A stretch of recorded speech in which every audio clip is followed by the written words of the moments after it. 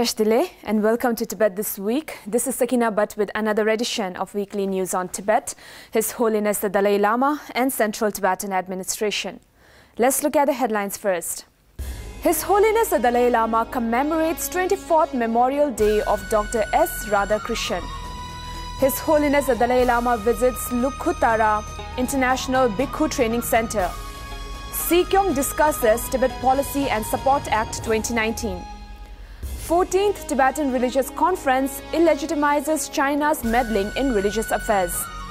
US Congressman urges Nepal government to fully protect the human rights of Tibetans in Nepal. A Tibetan youth in Ngaba dies after setting himself on fire to protest against the Chinese rule. 6 Tibetan monks and 2 youth arrested for pro-independence leaflets in Dza Wonpo, Sershul, Tibet. Chinese policy and the degrading nomadic lives of local Tibetans. His Holiness the Dalai Lama's former physician, Dr. Yeshe Dunden, passes away. Lelung Association donates Rs 1.4 crore for scholarships to CTA's Education Department.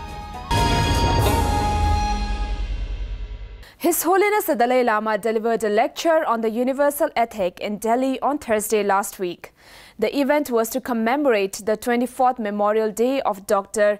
Sarvepalli Radhakrishnan, the philosopher, President of India and the founder of Indian Institute of Advanced Study.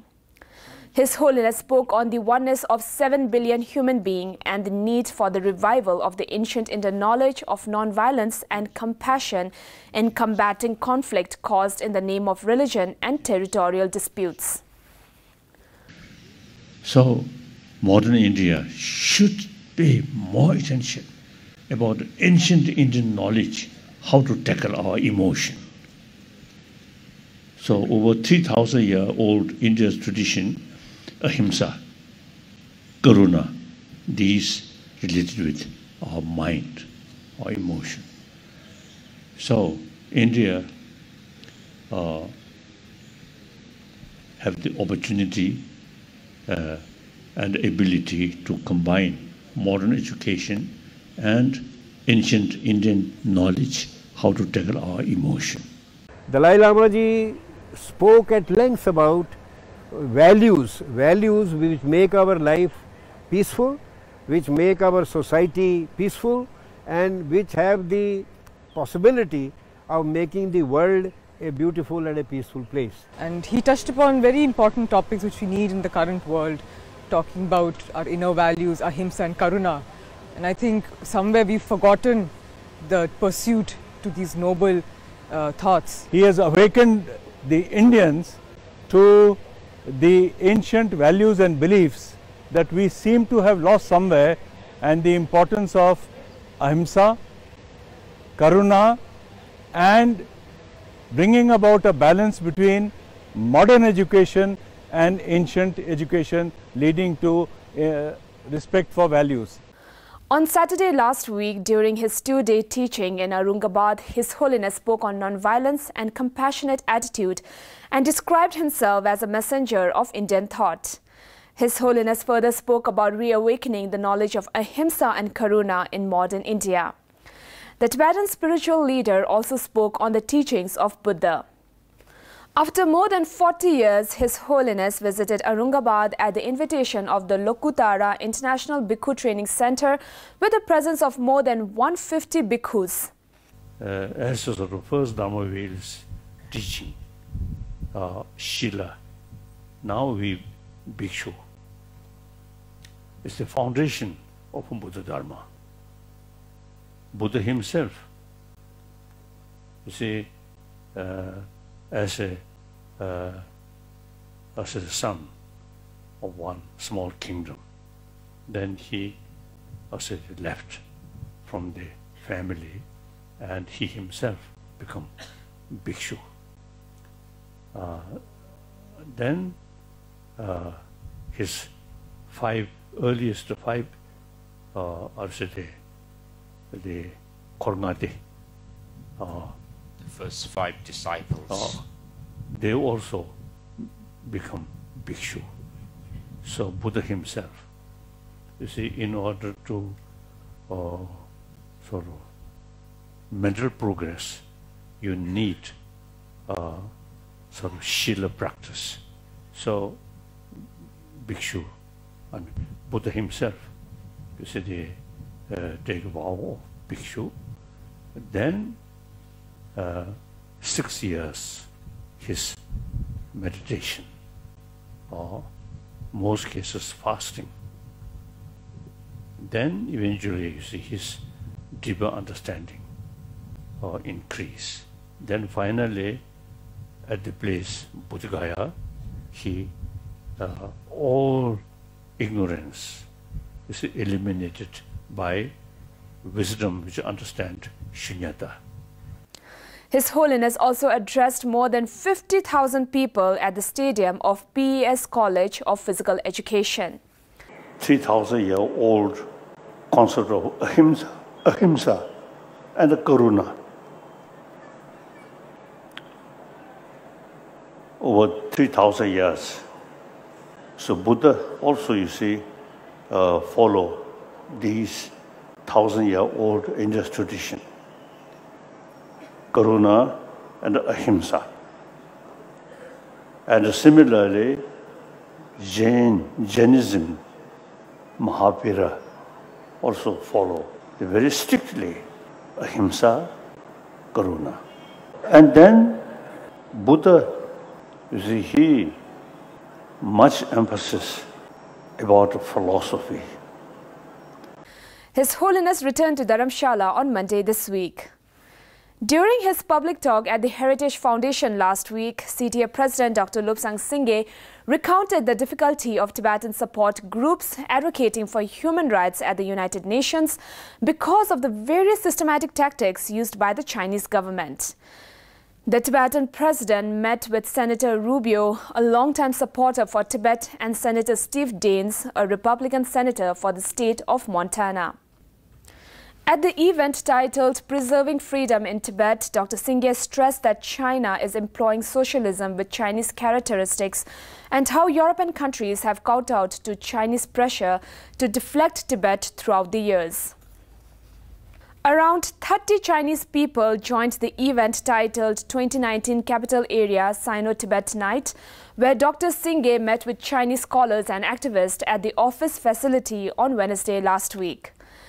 As the main speaker of the event, Dr. Singye introduced the situation of Tibetan and other ethnic groups under the current systematic controlled policy of the Chinese Communist Party. Sikyong urged Chinese friends to stand with Tibet and restore freedom for all. Prominent Chinese figures such as Mr. Ten Quangten, Mr. Wei Jingshun and Dr. Yang Zhenli expressed their solidarity for Tibet.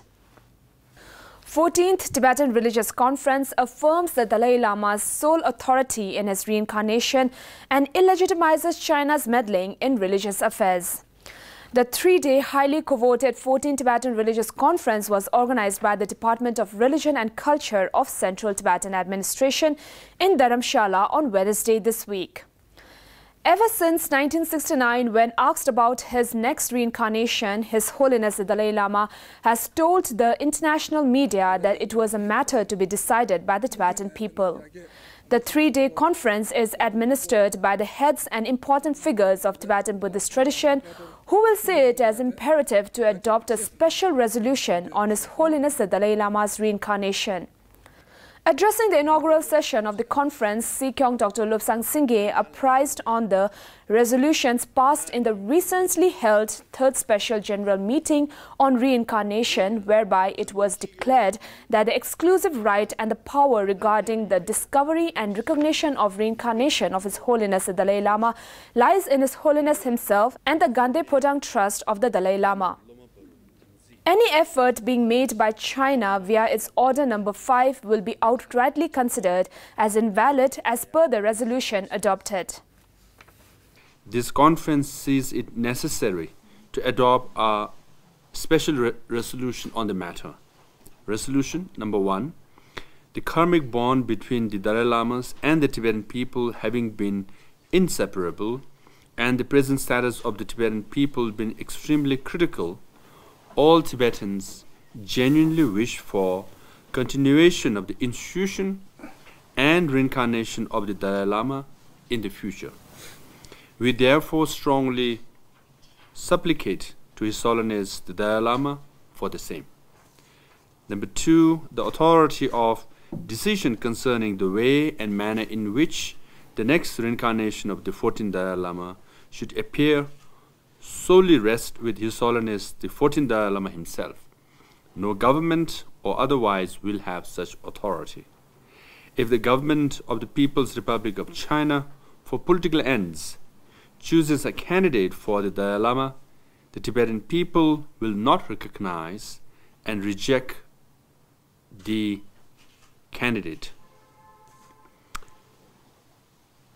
Third, regarding the method of recognizing the future reincarnation of the Dalai Lama, the same unique Tibetan traditional method, which has been continuously used until now, will be followed.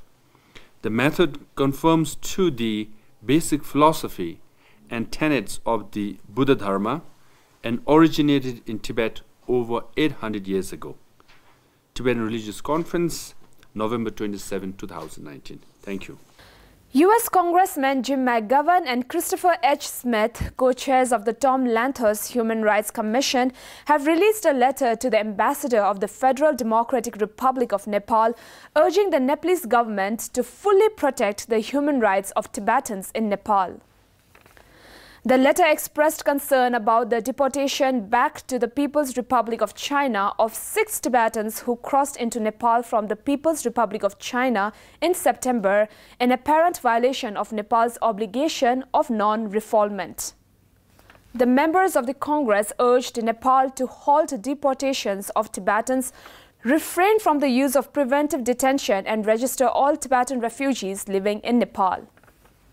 A young Tibetan nomad, Yonten, aged around 24 in Ngaba County in Tibet, died on Tuesday this week after setting himself on fire to protest Chinese rule of Tibet and its hardline policies against the Tibetans. Currently, details on whether Yonten's body was returned to his parents and the extent of restrictions following the self-immolation protest in the area is not known at the moment. Over the years, the Chinese government has implemented a total crackdown on Tibetan self-immolation protest, labeling the protest as an act of terrorism and criminalizing family members of the self-immolators who were reprimanded with arrest and heavy sentences. Yonten's self-immolation protest is the first one recorded this year. Chinese authorities arrested 6 Tibetan monks and 2 youth from Dza Wonpo town in Sershul County, Kharze Prefecture in Tibet's traditional Kham province. The arrest happened after leaflets calling for Tibet's independence appeared in the premises of the local Chinese government office this month. 4 of the monks are still arbitrarily detained in Sershul County, while the 5th monk, their teacher, was held for 11 days before he was released on 18th November. According to a source, the Chinese authorities have put the Dza Me area, including Dza Wonpo town, under severe restrictions and surveillance to keep a close watch on the activities of the local residents. The Chinese police, disguised as businessmen, beggars and ordinary people, are making rounds to spy on the local Tibetans. A renowned Tibetan doctor and a former personal physician of His Holiness the Dalai Lama, Yeshe Thönden, passed away on Tuesday this week. The 93-year-old Padma Shri awardee and the second Tibetan to receive the prestigious award breathed his last at his residence in Dharamshala. Dr. Yeshe Thönden was the foremost Tibetan doctor around the world who was widely respected and recognized for his effectual treatment of the cancer patients. Lelung Association, an association based in Switzerland, donated rupees 1.4 crore for the scholarship fund of the Department of Education of the Central Tibetan Administration. The scholarship program will be named as Lelung Scholarship and will be used to provide scholarship for Tibetan students from Tibet in the years to come. The Lelung Association have been providing education scholarships to many Tibetan children. So much for today. See you next time and have a great weekend.